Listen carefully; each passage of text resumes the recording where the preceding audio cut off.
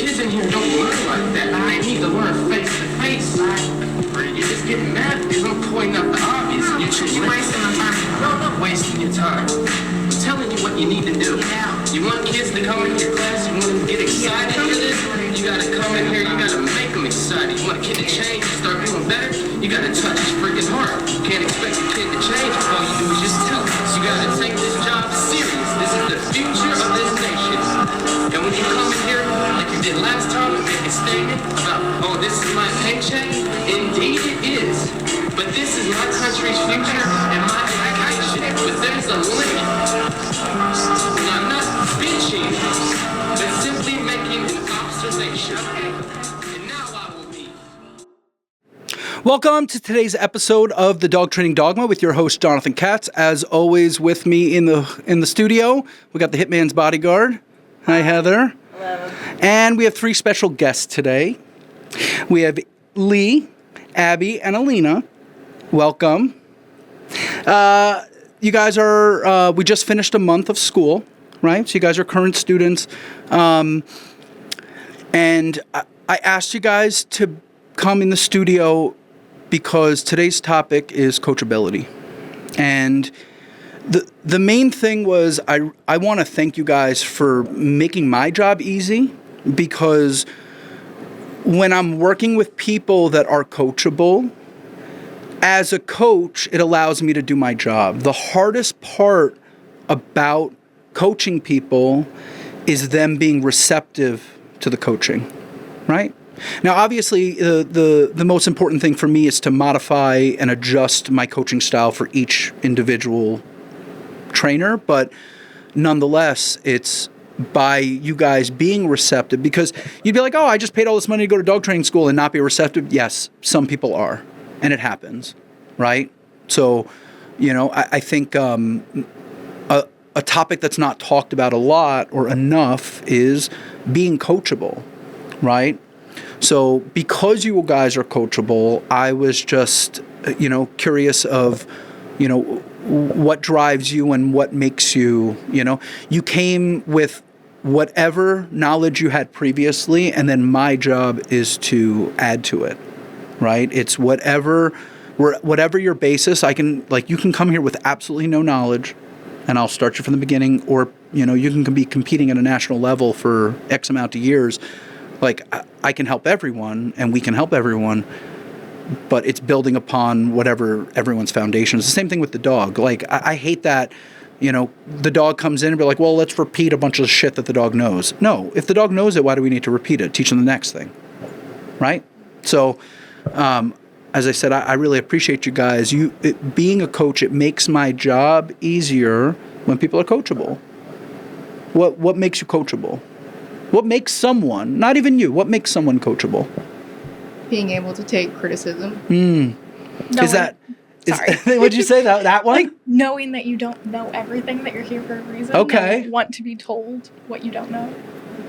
Yeah, keeping an open mind and also understanding where you're at in a realistic way, knowing your baseline of where you're starting, and also seeing the goal and being receptive as to how to get there. Those are all three very important things for someone to have attributes to be coachable, right? Criticism. Without criticism, we never get better. If every time you come out, you go, how's my outfit? And you're like, you look great. How will I ever know what, I started wearing, I had when I had Jennifer print out shirts for me, I had her print me all different colors, because every day I want to wear a different color. But every time I wore maroon, Adrian and Tegan, the second they come to club, be like, Jonathan, I really like that color on you. For inadvertently, I started wearing maroon to club, right? It's just conditioning, but, the criticism of we'll never get better unless we know, unless we're told. Yeah. You show up and you're like, that's good. That's perfect. You're good. Like, there's never any. Now, sometimes the answer is no, that was great, because we're working on momentum and we're continuing and we're working on behaviors that we've taught. But in the beginning, we need to be able to be criticized. Without criticism, and it's always, it has to be constructive criticism. It's not just criticism, It's not negative criticism. It's positive criticism. It's a critique on adjust this, adjust that. So each one of you as individuals, we adjusted, what was the requirement for each day. So I set myself goals. So students come in, meet the students, find out what their goals are. And then I'm also going to set a goal for myself of like, how far can I push them with success? We don't want to push over threshold, right? Now, sometimes we have to get, through we've had our session where, what was it? Was it week 2 where we cried? I think that was week 3. Week 3? Okay. Week 3. But nonetheless, we had our crying session, and it was a good crying session because it was actually alleviation of stress, right? Yeah. You were told something that you then came to get a different opinion, a second opinion, because the doctor told me I didn't have cancer, and then I went to the next doctor. Well, that'd be a negative. But the first doctor told me I had cancer, and the next doctor said, no, you just, you have upset stomach. Like, you don't actually have cancer. And you're like, oh my God, you would cry going, I thought I had cancer. Right. Right? Yeah. So I think as a, mentor-mentee relationship, I think we have to be vulnerable enough to allow those emotions to come out, because otherwise we'll never have full communication. And that's the key thing, right? Once I've been your mentor, like God willing, the goal is to always still be your mentor, even if you're, on the other side of the world, it doesn't matter, right? If I've been your teacher, I'm your teacher, right? When it comes to the continuing of the progress, the continuing of the education, like sometimes you have to have those, I call them the therapy sessions, and we have to have it because it helps us get over the past and move on to the future. The dog lives in the present. Dog doesn't live in the past. Dog doesn't live in the future. Dog lives in the present. But as humans, we live in the past, present, and future all at the same time. Every day is Back to the Future, right? Like, I'm Marty McFly, and I'm not trying to date my mother. I love my mother, but that's, that was a weird, that movie went weird in that. If you think about, like, if you go back and you think about, like, or 80s songs, were we talking about this one day? Was Very like creepy. Most 80s songs, they're like up, happy, and you're like, that was really creepy what that person just said. But it's I think the only way to grow is to, you have to be receptive to growth, right? Yeah. I feel like it's also a very interesting experience having a coach as an adult versus having a coach when you're a child, because it's such a clear distinction, right? Where it's like, okay, this adult is telling me what to do. And so now being an adult and, having that autonomy over myself, but also having to realize, like, yes, this person is going to, coach me and lead me through this experience when that's not kind of a relationship or dynamic that I've had in 10 years. So it was really interesting stepping back into that space of being like, okay, I'm going to have somebody like telling vulnerability. me. Yeah. Because we have to be vulnerable to learn, to like, to be able to be coached. We have to, that's a big thing, is vulnerability. Right. Yeah. And it's not just dog training. It's kind of, it touches upon you as a person and how you live your life and how you deal with other people, because you're in close proximity with somebody for so long and you have to hear a lot of things that you might not want to hear that also relate to other things in your life. And so it's, to your point, it's kind of, and when you're an adult, it's interesting to watch that happen. Right? Yeah. Yeah. I think, like, for me, it's, again, why do we intro with that? It's a video. And the first time I saw the video, the context of that video is the gentleman, his mother's a teacher. And I saw an interview with him and his mother's clearly very passionate about teaching. To be a teacher, you have to have passion for what you're teaching, right? And so I always battled with my teachers in school, not all of them, but the ones that acted that way, the ones that were like, well, this is my job. And, like, no. Yes, this is your job, but it is your job to teach me and affect me. And you can't just hand me a packet. And you can't just be like, well, I'll go learn this. Right. You know, week 1, I gave you guys on Friday a pop quiz. And then after we were done with the pop quiz, and I basically turned to you guys and go, look, this isn't necessarily for you. This was for me.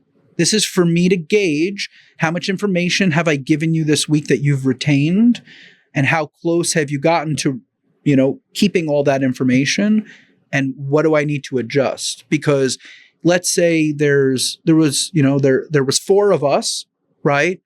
And from those 4, if the numbers were different and the answers were different, it just means that I didn't do my job properly, or I have to adjust, right?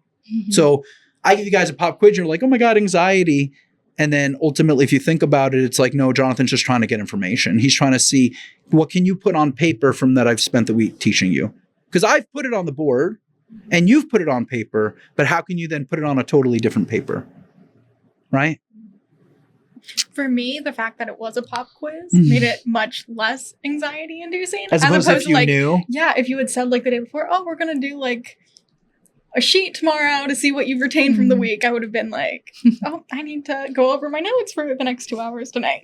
Yeah. So that's part of being a dog trainer, is you need, because the dog lives in the moment, we need to be able to think on the fly. Mm-hmm. So that's why I'm constantly working on like quick responses and quick reps of, we don't have the luxury of always going back and going like, you know, oh, give me a second. Let me think about this. Let me go to my notes, you know, because if you are the professional, right, you know, the person is looking to you for guidance, you should have the answers, right? And that's my issue in there's a lot of dog training relationships of people teaching people, and they don't actually have the experience to do it.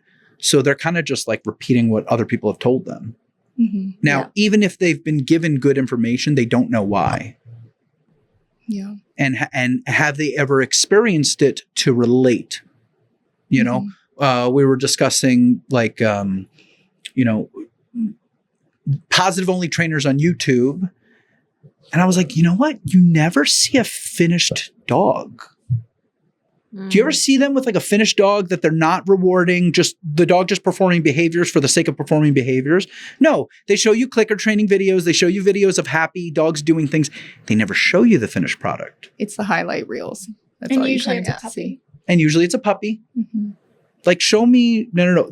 That was my favorite part. I used to love, for entertainment, watching It's Me or the Dog with Victoria Stilwell. This lady is terrified of dogs. So she's not actually a dog trainer. She was an actress, and she applied for a role. They were like, oh, we need a dog trainer and she's like, I can give a dog a cookie. Okay. But if you watch her, any sort of aggressive dog, she's like backing up and she's terrified. How can you affect that dog? If you guys came here and you knew more than me, you just like Ron Swanson look at me and go, I know more than you. Right? So the whole idea is like wanting that information, you know. I think a big thing, because I'm always trying to relate to myself of how I would feel about it, is as a kid, I didn't get to pick my coaches. As an adult, I get to pick my coach. You pick what dog training school you go to. You could have gone to any of the schools. You guys just pick. So like part of just from the beginning, it's an honor that you guys let me teach you. Like I'm thankful that people allow me to coach them. You know, I'm here and I'm doing my job at you know, to the best of my ability and help everyone that I can. But people have to actually come here to do it, right? Yeah. You know, when I travel the country and the world giving seminars, it's cheaper and it's a weekend. So they're like, it's more accessible for me to get in front of people. And that's why I spent years on the road getting in front of people and creating relationships. And even though I can only affect them for 2 days, but nonetheless, I was able to affect for 2 days, is building a reputation of just success, of helping people. This person helped me. I got literally a message from someone on Instagram today, and they're like, I don't know if you remember me, but I was at your seminar in Minnesota, and, you know, 3 or 4 years ago. I'm like, of course. I always put name to a face. And I went to his Instagram and I saw his face. And I'm like, oh, of course I remember. Yeah, I remember, you know. And it's about affecting people, right? When as pet dog trainers, we're trying to affect like every one of our clients make their dogs better. Mhm. You know, Right. as sport dog handlers, we want to affect, you know, the dog gives us a good performance, right? As, you know, police dog trainers, we need to make sure that the dog does their job and, you know, protects and serves the community. As service dog trainers, we need to make sure that the dog does their job for that individual handler, Mhm. right? Yeah. So, but, you know, going back to the, you know, like we get to pick who we feel would be the best person, like, you know, as opposed to as a kid, you didn't get, they're like, this is your teacher. And I didn't always vibe with my teachers. I had teachers that I vibed with, but it always correlated to teachers that cared, Mhm. Right. honestly. Right. Yeah. Same here. I remember teachers that made an impact very well. Mm-hmm. As an adult, I choose my teachers based on my feeling as to how I would, you know, how I would react to them. Mhm. Yeah, and it's been also interesting because it kind of translates over to like any type of dog training, like sport, service, pet dogs. But like coming here, it was the first time that I heard someone else say that, you know, everything that your dog does wrong is your fault. Mm. And I think it's kind of hard for a lot of people to take that responsibility. Mm. And because, I mean, the dog is voiceless to a certain degree. So it's like, you know, it's kind of easy to be like, oh, they did that because of so-and-so. Like, no, they did that because they're, you know, X, Y, and Z. And so, like, I've seen it kind of where people, you know, backpedal or try to explain things then rather than just taking the blame and being like, oh, I didn't prepare them for that or, you know, things like that. And I think that's just a testament to, you know, why I chose you as a coach, because that's super important to take responsibility and knowing that, you know, I signed up for this. I signed up for this type of dog. I signed up for this type of journey. So I have stake in this. And so it's been very, very interesting and eye-opening to see that. What I think for me, it was once I became what I would mentally say, quote unquote, an adult, was when I was able to take accountability for myself and never blame anyone else for any of my problems. It took me fucking, 30 years, but nonetheless, at some point you wake up, up until that day I was a child. I was 28 years old. I'm still a little child. The second that I was like, everything that's involved around me, because I surround the people that I surround myself with. So if I surround myself with bad people, how can I expect that, bad things are not going to happen to me, or bad, you surround yourself with negative people. Negativity is an aura. It's going to resonate. It's going to transfer. Whereas positivity is also the same thing. It's transferable, right? Absolutely. You think you're coming for dog training school, but really, as much as I can also affect you guys as people, right? And then also you guys affect me, right? As being an empath and spending time with people. And it's a intimate relationship of, we're going to train every day and we're going to train for hours on end. We're going to spend, ultimately it's like 11 hours a day, little breaks, but nonetheless, like from early morning to late night. And this is dog training because this is dog training. And that is, it is an all-inclusive, you eat, breathe, and sleep dogs, So, us spending all day, every day together, but having a goal of progressing every day. If I didn't give myself goals of like progressing you guys, I could just stay with like, oh, you're happy? Oh, cool. The dog's doing better. Great. You're doing better. Awesome. Like, no. I give myself actual goals for each individual student of how much can I push them. And again, I'm only pushing for good. I'm never pushing. The second I push and I feel like I've pushed too far a little bit, not too far by way of like overboard, but like I'm pushing a little too hard, I just ease up on the throttle and then we just find the success and we just keep going, right? But I'll never know if I can drive faster if I don't like try to push you out of your comfort zone. But you can only be pushed so far out of your comfort zone to still be comfortable. Right. It's the uncomfortability of and the vulnerability of being coached, right? Yeah. So, and everybody's threshold is different. 100%. Yes. Just like the dog has different thresholds, every human has different thresholds, and everyone, and also everyone has different control of their emotions. Right. I'm excited. I'm going to have Alina, who's was one of our students in our first class. She's coming to trial at our trial.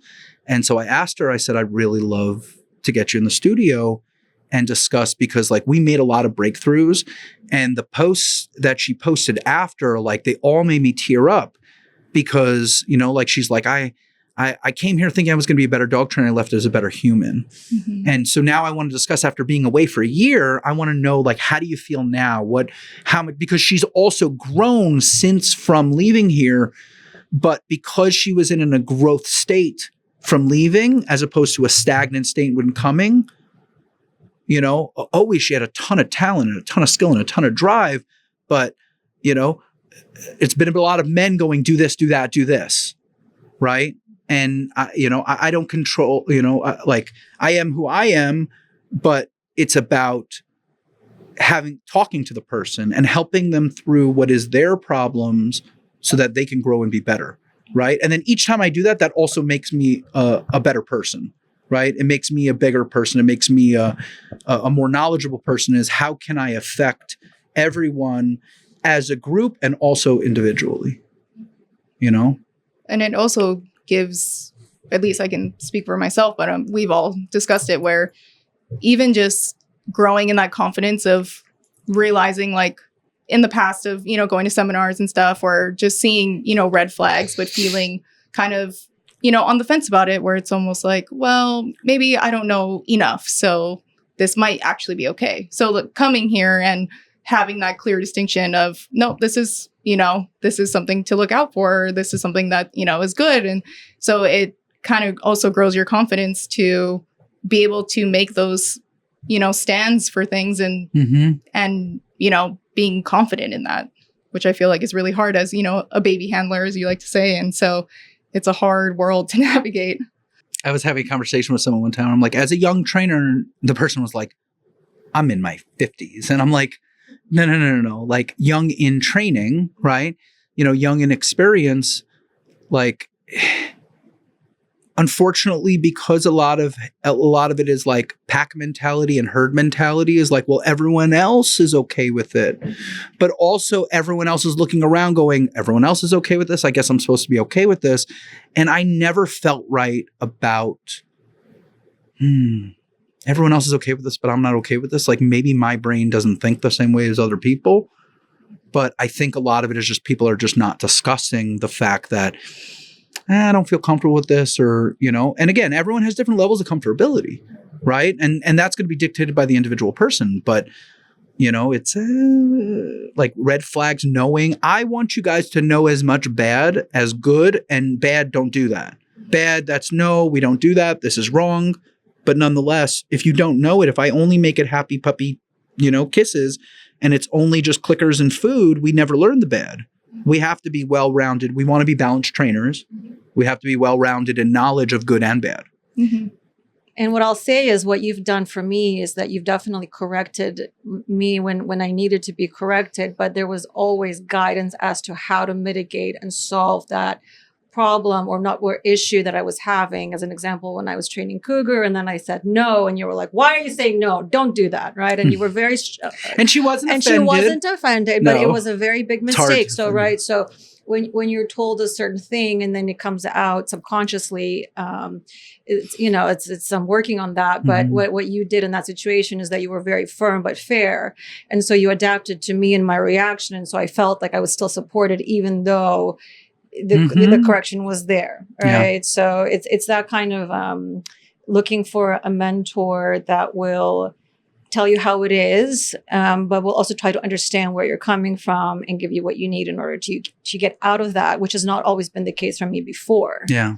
Right. Where I've been told, like, you might have a problem with this dog if you don't change your relationship, which happened to me at the seminar I went to just 3 weeks before coming here. But there was no guidance as to, like, okay, these are the next steps, right? Like, this is what you do with this dog. Yeah. That was a really fun. Was that Friday of week 1 we did that? I think week 2. Oh, week 2. Mm-hmm. I brought out Cougar, and I had you guys clicker trainer, and so Cougar's 10. Cougar's a retired PSA 3, French Ring 1. She has an APBD AEL. She is the most social of all of my dogs. And she frickin' loves cookies. And so because you guys have been doing so well, I'm always trying to brainstorm of like, what other experiences can I give for you guys? Right. And so I was like, you know what? I'm like, Cougar would have fun with this. And I go, I think they would have fun. There's no, like, you didn't put her on leash. I'm like, good, show her a treat and she'll go with you. You know, she's retired. She can do whatever she wants. But, like watching you guys train her, I'm like, okay, we'll only give her so much because she'll eat like 3 bags of treats if you let her. But, nonetheless, to handle, train a PSA 3 dog, and it's low stress because you're not going to potentially fuck up your dog. You're like, I've been working with this high drive puppy and I'm like trying to learn on the fly and do it. And you're like, here's this dog. And if we didn't do that, I wouldn't have been able to get that correction in to mark, and it was just habit. You didn't do it. You didn't malicious. Exactly. Nothing was, you marked no it was a negative punishment marker, right? You were just saying, no, I'm going to withhold. And I was like, but you don't know. You have no relationship with the dog. So that was you like don't even know her light bulb language. moment. She speaks Hebrew.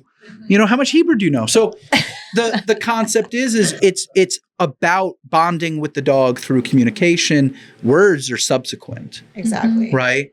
And so just to give you, because we spent 2 weeks clicker training each other. You guys clicker training me. Right. And so when we set up behaviors, okay, for your first behavior, you're each going to do singular tasks. But then at the end of each of you working your singular tasks, I said, now you're going to train me. I gave you parameters. And I said, but I'm a smart dog and I'm going to do things quickly. I'm going to come in, I'm going to be operant AF, right? So come up with something and it was a really good thing. And right? How quickly did it take me to get to figure out what you guys wanted from me? Right. Right? So we learn all aspects from someone that's never been clicker trained before, right? To, someone that's been clicker trained a lot, Training chickens is cool, but training humans is actually applicable to being a dog trainer. Absolutely. I'm never going to train chickens in real life. So now having more experience of training animals, all experience is experience, but I would rather, there's only X amount of time in the day. I would rather focus on us training each other, and we're doing it respectfully. We're not teaching. We're not like I never asked you to do anything that would be, I asked you to do one was like a change of position in the box, right? But like, I didn't expect you to go all the way onto the ground and bark. You just like went down a little bit and I clicked you, right? But we're doing it with each other with respect and respect to us understanding how operance works, right? How the clicker works, how the markers work, how we use progressive marking to build dopamine and build success all up into our jackpot. And how did we know that whatever we did was correct? Because we got click, click, click, click, click, click, click, click, right? The first week, what's your favorite treat? So what was the first day? We used M&Ms the first day, right? Most people like M&Ms. And you had like 5 different kinds of and M&Ms. I also So that got helps. 5 different kinds of M&Ms. To cater to all of us. Right. But then the next step, because I didn't ask you what you wanted, the next step was asking you what you wanted. And then, Leigh was the one that I spent the most amount of time trying to figure out because it was chocolate. Yeah. I was like, well, I fucked up because I didn't ask milk, semi-sweet or bitter or dark. I forgot to ask that question, which is an important question. And I said, you know what? She just seems like a semi-sweet girl. You were Right? spot on. He knows how to I read know my- humans and dogs And now. chocolate. Right. Abby was green grapes, right? Mango. And then mango, Yeah. Yep. right? And Which then was a the hard one to find, I would mangoes imagine. are hard to find because a bad mango is horrible. Yeah. Yes. And then it can't be overripe. Mm-hmm. And I like, that was a struggle that, right? In the middle of Texas. In the middle of, I'm in HEB Great. for like an hour. It's like 10 o'clock at night and I'm like trying to figure out. But what was I ultimately doing all of that extra back? So what does teacher do on the summers? On the weekends, they're grading papers, right? So like on my off time is I'm sitting there and I'm thinking about, okay, I'm going to go out and get you the rewards. What was I ultimately trying to convey? That value is the value of the reward is important. Give them what they Motivation. want, motivation, values, and giving you, if I give you a higher value reward, you're going to work harder, right? Absolutely. Yeah. I mean, you were doing it even with our dogs where if you would see that, oh, maybe they're not motivated, you were like right there with the happy homies, Oh, yeah. just ready to go. Because it's all about what can I affect in the moment. If every one of my sessions is a progressive session, all I'm doing is progressing. What's the Now- highest level? No, yeah. So what's the highest level of motivation you could achieve in that session, right? And then we had days where we had one day where everyone had an amazing session. Even my dogs, Heather's dogs, like Isaiah's dogs. And then we had another day where everyone had horrible sessions. We needed both of those sessions to progress. And then the sessions after all of our bad sessions, they weren't horrible, but they weren't progressive. The next sessions were good. And we learned from whatever we did. We changed, we modified it, and we, react, adapt, act. And I feel like it took me forever to get to a place where I could have a good session with my dog, because when we got here, she was in heat. She was Always throw everything for a loop. and it was her first heat.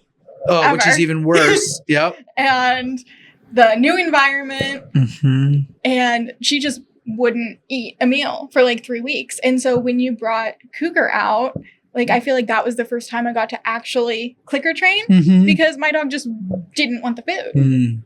So, and knowing that, I'm sure that you thought about that when you decided to do that exercise. So just having that forethought, knowing that, and being able to fix that problem, or even if it was just a session, so that I could understand it, was really cool.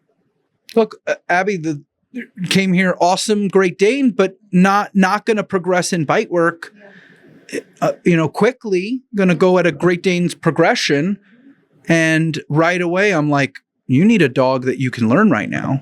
And so we solved the problem, right? Right away I was on the phone and I'm thinking about, I called 2 people that had litters on the ground. They're like, oh, all the puppies are spoken for. I was like, okay.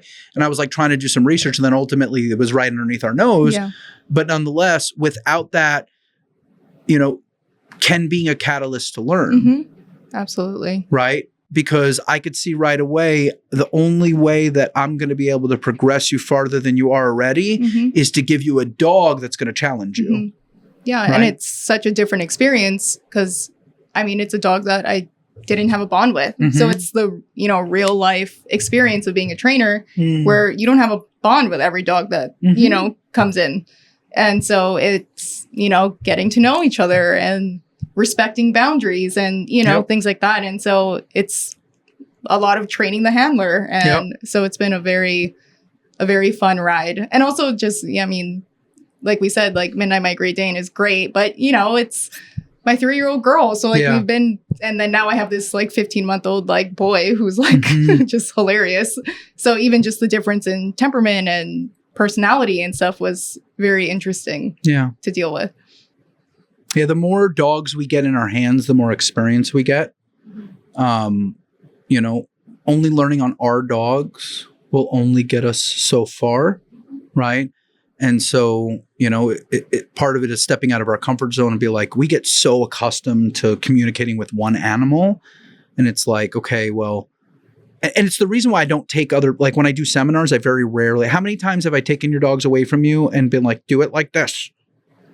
Once? Never for me. Never, because I don't need to handle the dogs. They are they're your dogs that you're handling, and I need to coach you on how to do it. Now, every so often, I'll be giving a seminar and someone will have a puppy or a younger dog that's not going to bite me because I don't want to create conflict now.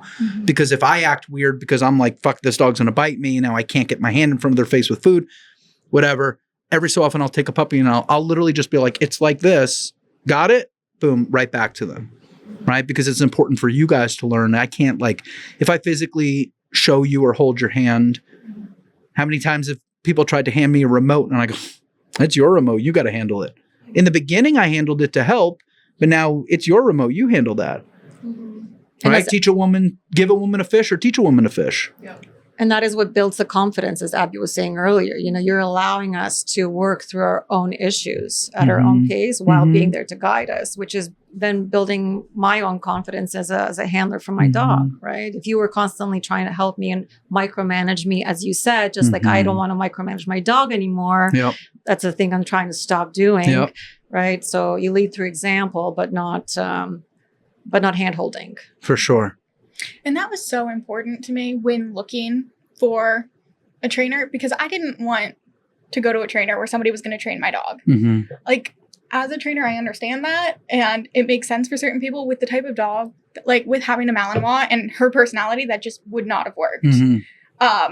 Like, I've left places because they wanted to do that, which is fine. Yeah. But I needed a place that was going to train me on the things that we needed to work on, because like we've said, like, it's all me that needs the training, and then I'll be able to communicate it with her. It's just learning how to do that. Yep. Yeah. Because you live with her. Like, Yeah, you know, exactly. you deal with the ins and outs. Like, they don't. It's such like a short time frame for them versus it's like, oh, I have to go home and like, you know, build this relationship and work through these things. So yeah, it's very interesting when I do see other places that, you know, they're just like, oh, okay, well, I give them over. And I'm like, Yeah. And I don't no have the thanks. type of dog that would be okay with just exactly. being handled by somebody else at the moment. Yeah. And I just think I don't need the dog to work for me. So the only time if I would ever be handling would be enough for you to understand. But if you can understand it, there should be no reason why I should ever, you know, I don't see. If someone's struggling, you step in, right? If someone's going to get injured, you step in, right? But, you know, I think it's if I just always hook your bait on, you know, and I don't fish, hook the bait on the hook and then put, you know, like I always hand you fish, you know, to me, it's you're going to go in day one and you're going to make a leash. Because you're going to physically, you know, I'm like, I can hand you a leash or you can make a leash, right? We made our harnesses. Yes. That was really fun. That was awesome. You know, leather work as being an elective of school. And then obviously almost every class has leather work involved with it, but it's like a singular project. We go in the leather shop maybe for like an hour or two max to like get this project done and do some arts and crafts while we're learning, take a break, do something fun. But like we actually spent hours and hours in the leather shop putting together these beautiful, intricate agitation harnesses. Like that was fun for me because I don't get to spend as much time in the leather shop because I got to be in the training room. And so the more time that I can spend, and like we sat there, we talked about dogs and we talked about life and we talked about other things while having fun and then also learning another skill set. As a dog trainer, you know, the more you know, the more equipped you're going to be. Yeah. You know, if you can make leashes, you don't have to go online and buy leashes. Yes. Your clients need good leather leashes. Where are you getting it from? Oh, no, me. Now you make them. There you go. Right? One of our students, Monique, came here and she didn't tell me till we had walked into the leather shop. And I'm like, okay, we're going to make a trial leash. And she goes, I bought all of the equipment to do leather work. I tried to do one project. I got frustrated and I stopped. And I go, well, let me help you with it. Right away, my answer was, let me help you with this frustration. And I showed her how to make a leash. And literally the next day she was home, she was posting pictures of leashes that she made. I was so freaking happy. You know, it's not like, oh, I'm the leather guy. Like, no. I want to teach people so that they can do it. You know, I think in dog training, I think like gatekeeping is just the opposite. You're never going to make anyone better if you gatekeep, right? I can give you as much information, but I could just only give you as much information as you can retain in the moment. Yeah. If I could just download my brain into a computer and be like, here, boom, you got it. We just don't have that technology yet, right? It takes time and it takes repetition of those individual things before you then unlock the next step. You know, you guys just started decoying. The first few days, what do we keep yelling at you? You don't know that dog. Yep.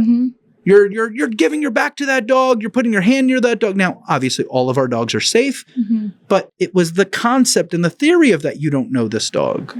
And I don't like the blind trust of like, well, it's Jonathan's dog, so the dog won't ever do anything wrong. Bullshit. It's an animal. Yeah. And don't, you know, Don't take like, the suit off before. don't take the dog suit leaves off the before room. because I've had dogs come at me. Like it happens, you know? And so, but also the first, you know, 4 days you weren't allowed to touch a stick because the stick is a totally different aspect and the stick can really be fucked up or it can be great, but you have to learn how to do it and you have to learn as a set. And then the first time you get to handle a stick, it's without a dog. Yeah. Right. So the cool part for me about the school, which why was the ultimate goal, is to be immersion. 2-day seminars, I can only affect too much. And 2-day Jonathan is different than Monday through Friday Jonathan. 2-day Jonathan is and positive reinforcement, negative reinforcement, positive punishment, negative punishment, and air, water, food, affection, and sex. Like I have to go quicker to try to give as much information as I can. But like some of the days we literally just sat there for morning lecture and just discussed the day before. Yeah. Discuss lessons. Like not every day do I need to have an actual lesson plan other than the topic that we're discussing. But, you know, we spent an hour just discussing what our sessions were the day before or what we were happy about or what, you know, because sometimes it's not about like, okay, what's the next step? It's about, well, we have to continue this step and we have to get more experience with what step we're on. Yeah. Right. I mean, just like dogs, we need decompression too. So it's nice to like know that we're going to get that. Cause I feel like, you know, like the first week it's go, go, go. And it's like, okay, like I can do this pace, but you know, like how you even It's stated not to us, sustainable. it's You not warned us. sustainable. I warned you guys. Which is funny because, you know, in the beginning you have that like, oh, well, you know, this wasn't too bad, but it's like, obviously week 1 is very different from week 5. Saturday, like my question, not to cut you off, but like Saturday morning of week 1, like when you're like, oh, I don't have to be in class this early. Like I can actually just relax a little bit for the day. It was a little bit of alleviation of pressure, right? You know, it is a lot. And so I'm always very mindful. That's why we spend all this time discussing, you know, is day 1. I said, look, if you need a personal day, a mental health day, just let me know. I just don't want to be like, I don't want to think that you're injured or upset. That's why you didn't come or something. I'm like, just let me know, Jonathan, need a mental health day because sometimes we need it. Right. And I think by starting out with that communication of like, we're going to think about ourselves we're in a growth state, but we're going to also think about like protecting ourselves and what we need as opposed to, because we all are individuals, even though you guys are learning as a group, but each one of you is an individual and you guys have to be mindful of, you know, and if you just need a mental health day, you just need a mental health day. Right. And I think it's important. Sometimes we need that, you know, treat yourself, right? Treat yourself day. Yep. The best. Absolutely. You know, and then it also makes my job easier that you guys all got along so well. Sometimes it's like, oh, there's a wrench in the mix and it's like, oh, and now it's weird and awkward. And, you know, you guys went to the pet store together and stuff like that. Like, that's really cool because you guys vibe. It makes my job also easier because I'm not like having to then mitigate people being annoyed with each other or, you know, this one doesn't like this one. And you always hit like, it makes my job harder. Nonetheless, I'll deal with whatever it is. But, you know, again, why we're here in the studio, because you guys made my job so easy. And I really enjoyed teaching you guys. And I enjoyed how much progress we made in a month. That's a lot. We uncovered a lot. I think we really opened up a lot. Yeah. You know? And you were discussing too, even in the first couple of weeks, like saying, you know, how we got along so well and stuff. And also too, you also said that, you know, training your dog in front of other people, it's a very vulnerable experience. And so I feel like it's very important to make that conscious effort. I mean, you know, some people aren't going to get along and that's okay. But if you do get along, it's very important to make that known because it is very vulnerable. And, you know, there can be really good sessions or really bad sessions, and being able to, you know, have that sounding board with the other people that you're going through the experience with is very important. And it helps it be way less, like, it's not as isolating as you think it could be. Yeah. I definitely felt that it was a safe space to make mistakes, ask questions, potentially maybe too many questions at times, but but you know, that's a very, very good thing and something I always look for. It's just to feel safe in an environment. especially in the vulnerable state of learning. Absolutely. Well, that's Like I struggled with Uzi. I've told the story before. Like I struggled with Uzi with neutrality for the 3s for obedience. And I spend over 10 grand going to seminars. I've been, at this point, we're talking about, I don't know, I've been training dogs for, 8 years, whatever. So like I have a decent amount of experience, but I've now encountered something that I can't fix. And I went from seminar to seminar to seminar. The answers I got were so fucking generic. It was either put a prong collar on him and make him do it, which I'm like, you know nothing about training. When it comes to this dog, this is a pain stimulated dog. You're going to make this situation worse. His head is going to explode. And then what was the other answers I got? Don't abstain from bite work, withhold bite work, and just do more obedience. I go, well, that's also going to make it worse. You know what I learned? He needs oversaturation. He needed the opposite. You had to make him bite. You had to feed him so much that the next day he's like, I don't even want to eat anymore. Right? And it took my own self-exploration to figure that out. But I fucking spent 10 grand. And then ultimately my mentor, Waleed, helped me. He's like, I'm going to help you solve the problem, or show you how to solve a problem in a day. And he showed me how to do it. I should have just gone to Florida. He was living in Florida at the time. I should have just gone to Florida and spent all of my money to just go to Florida. But I spent 10 grand traveling the country, going from trainer to trainer to trainer.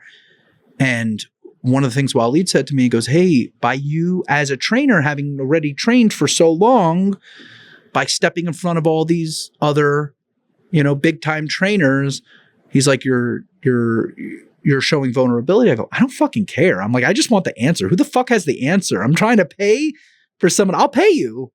I don't want it for free. Just give me the fucking answer. That's all I cared about. I said to him, I don't care about the vulnerability. I just want to learn. So I think to be a student, you have to be vulnerable. And I think that's why a lot of trainers stop learning, because they feel like they've gotten to the point in their career where they're not allowed to be vulnerable. Bullshit. It's fake. It's all fucking fake. The reason why I like discussing things that most people don't discuss about is because people don't discuss about it because they're scared of it.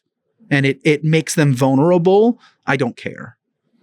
And if I can use my power of not caring to make other people, feel that they're not alone, and there's other people feel it, and there's, other opinions other than everyone's just fucking faking it. Right? So I think it's important to get that information out there, but you have to be in a vulnerable state to learn. I think that was definitely one of my biggest things that I had to consciously think about, because I'm not a vulnerable person. I don't like being vulnerable. That makes me very uncomfortable. But no, like, to be someone who is coachable, I know that you have to do that, because some of the questions and the issues that I was having to talk about them did have to put me in a vulnerable state. And it just, like, sometimes you just get to the point where it's like, it doesn't matter. This needs to be fixed. Yep. And I know that I was the one that screwed it up. So it just, or did something that put the dog in a position to have this issue. Yep. And now it's fixed. And I have to say that having access to seeing other trainers, not just you as our mentor, but seeing other dogs and trainers that have had long careers with titled dogs, still put themselves in that vulnerable mind frame when they're training, and be receptive to, I wouldn't even say criticism, guidance, whatever it is that they're getting in that moment, and be so open and grateful to receive that. Has been such a great model for me to witness, because it's like, oh, it's safe to not know what the hell you're doing. Even 20 years of being in this field, like, I'm okay for this is my first working dog that's 5 months old, that I'm like losing my mind sometimes, so, and to, feeling vulnerable to allow myself to have that, light at the end of the tunnel, and also a guide, as to how to be. Absolutely. And when your coach puts themselves, shows you that they can be vulnerable to learn more as a student, it makes it so much easier for you to be able to do that. Exactly. It's like leading by example, right? Yeah. You guys have to watch me train my dogs. You have to watch me work through things. You have to watch my communication and what my dog needs in that moment. Because that's I think those are really big lessons to be like, oh, okay, well, obviously we're looking at a more advanced dog, but like, you know, we're looking at, you know, like discussing the difference between cheetah and lion, right? And the things I use lion to teach and the things I use cheetah to teach, right? You know, and watch me communicate and watch other handlers communicate. Like it's you guys are going to learn from yourselves and each other, but it's all the other people. It's all the other people that come in. It's sitting there at bite night. So like bite night is an elective. You guys didn't have to, but every time, and a lot of times, like I'm working on other projects. Isaiah's got that covered. He's phenomenal. So like, I'll pop my head in, but he doesn't need me there. And so I'll go and I can work on other projects and other things, but I pop in and I see you guys just sitting there, smiles in your faces, happy watching. You got your dog already worked, but you're still sitting there watching. You know, not everyone has that drive and desire. And like that didn't go unnoticed from day one. But then also as the weeks progress, as you start getting more tired, does that change? And it didn't change, right? We so needed like, to take a hot minute once in a while, but ultimately, yeah, for sure. Everyone needs, you know, but nonetheless, for the most part, you know, you were there. You at least got your dog working. You're like, oh, okay, you know, earlier night, but nonetheless, you still worked your dog, and you've already been working for, you know, 6, 7, 8, 9, 10 hours, 11 hours at that point, right? Sitting us and watching us work, you know, our dogs at club, like. These are electives, but nonetheless, you know, taking advantage of everything that you can to learn, you know, I think that also shows, you know, like when I went to dog training school, I was one of the only students that would sit there and watch their Schutzen Club because they just said it was available. They didn't be like, hey guys, come at this time and watch. They were just like, this is when we train. And I went and I sat there and I'd watch them train Schutzen. Because I wanted to learn. I'm like, well, these are the most advanced dogs here. This is where I want to be. So I'm going to go and I'm going to watch that, you know? And then me bringing in private lessons and you guys watching people also struggle with either the same things that we are or things that we used to struggle with. And then me sitting after and going, well, you used to struggle with that. Now you're watching someone else do it. And, you know, how does that feel? Right? What's validating, like, especially in some of the private lessons or just watching bite night or anything like that, where we've been, you know, listening to everything in your guidance and you're seeing your coaching. And it's almost like light bulb moments where it's like, I see something and then I'm like, oh, this is how I would fix it. And I see it. And then I like hear you say it and I'm like, oh my gosh, that's great. Cool. Because it's like, okay, I'm retaining and I'm like learning, understanding the concepts. Yep. And so it's kind of like, you know, little wins. Yeah. To see. It's like with the dog, anticipation is the sign of learning. Yeah. Exactly. More motivation, more anticipation. Yeah. Absolutely. So again, I don't know what's in your heads. The only thing I can read is micro expressions, right? But things like that, that's not anything we've discussed so far. And that's not anything you can read from a micro expression, right? But that's really fucking cool that you're now, it's a computer you're processing and you're going, how would I fix that? And then I'm like, and you're like, that's what I thought, right? Like it validates that what your brain is telling you is correct, right? You know, when Isaiah and I got to the point where we were like he was finishing my sentences when it came to like problem solving and conditioning and training. And I was like, and we'd like look across the room like, oh, you fucking got it. And I could see for him what a confidence boost at that point where he's like, fuck, I'm thinking like Jonathan. Right? The student should surpass the mentor because the student gets all of the mentor's fuck ups that they don't have to do. Yeah. They're going to make your own mistakes. That's fine. Shit happens. We learn from failure. But nonetheless, you don't have to repeat the, you know, you don't have to repeat the same mistakes that I did, right? And then you learn from how am I thinking after 20 years? Because 10 years ago, Jonathan, you would have gotten different information. Nonetheless, it still would have been good, not this good, right? Like it's all about, it takes a long time and seeing a lot of dogs and working with so many different people to be able to to work like this, but leading as an example is you guys should be the same way, right? It's knowledge is power, and the continuing of knowledge and the continuing of to grow as trainers, right? As humans, but as trainers, right? I can also add that as a recovering perfectionist who's constantly making mistakes with my dog, it's been so nice to be in an environment where like, you didn't fuck up your dog. It's okay. Like she'll be fine, or, kind of seeing other trainers that have made the same mistakes or they're still making mistakes in a different way, and just understand we're all human. We're all just trying to grow. And as long as we are just vulnerable to like learning and getting better every day, that's all that counts. Really, that's all I can do.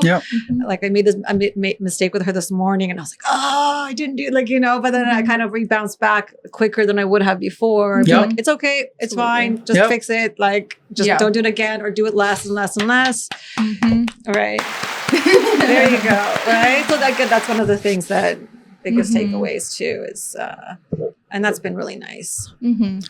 Perfectionists are the hardest people to coach, and that's been my greatest source of like seeking out challenge is how to coach perfectionists, because I'm not a perfectionist, so I don't have a perfectionist mentality.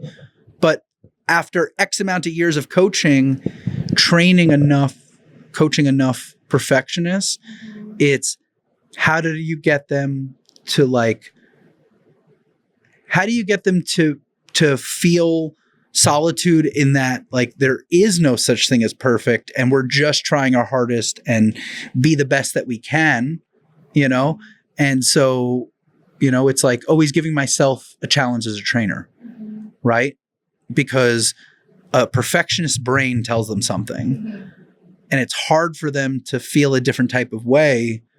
But it can be done. It can be coached, right? As you said, recovering. Right? You're in recovery. Same. Also but recovering. you have a chip, right? It's like your 30-day or 60-day chip, and we don't fall off the bandwagon. We continue with this progress. The day that Alina turned and said it was like a shorter session, but it was a really good session. And I was like, oh, she's like, yep, that's good. That was perfect. And I was like, oh my God, it was like such a big deal. I went out, I got a cake, and I took frosting, and I wrote in the most scribbly letters that I could, Po Buddy's Nerfect, because I was trying to mark that huge moment of growth, of feeling that what I did was correct, was good, and I should feel good with what I just did. I can't always be seeking a higher level of dopamine, because if you're always seeking that high, you'll never catch up to it. And the dog, as a human, you have a higher chance of being perfect for you as a human. The dog is just a dog. Right. So unfortunately, it doesn't equate as much to the animal. And once we can learn to kind of throw that away and just flow with the dog, it makes our lives a lot easier. Or even just catching myself like being able to accept the compliments of like, oh, that was a great session, or like, but it's like in your brain as like a perfectionist, you're like, it's like, just like seriously, like I'm gonna think about this for 4 years. Trash can outside. No, literally. It's like, well, I'm gonna, this is gonna haunt my dreams for 4 years, but like, thanks for saying it was good. So my dog is screwed up forever. So even just catching those moments of being like, okay, I guess, that was a good session. Like, it's okay. It'll get better.